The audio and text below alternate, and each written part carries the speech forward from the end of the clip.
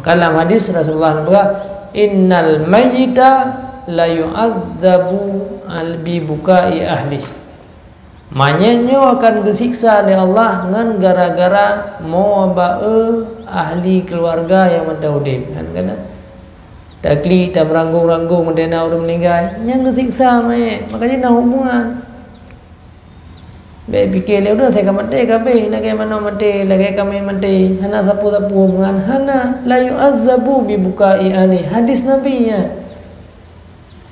Baik dah pegah-pegah hana hadis ya mengkanduri ya sama dia ya meratib hana hadisnya kenyan hadis innal mayyita la yu'adzabu bi bukai ahli. Mayat disiksa dengan meranggung-ranggung bahasa Aceh, dengan meratap-ratap.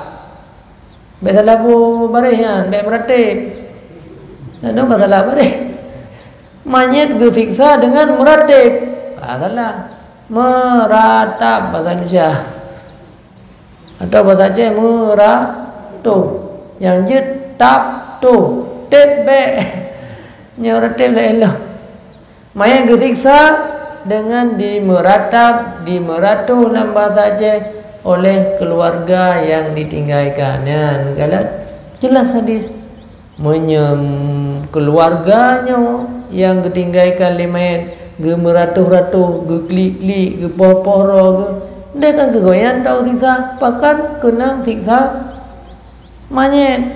Nah hubungan, nah hubungan. Jadi hana manusianya bersalah-salah mati-mati hana tabal lagi mati manuk, hana tabal lagi mati kameng, hana tabal lagi mati lembu, dia mati kabeh.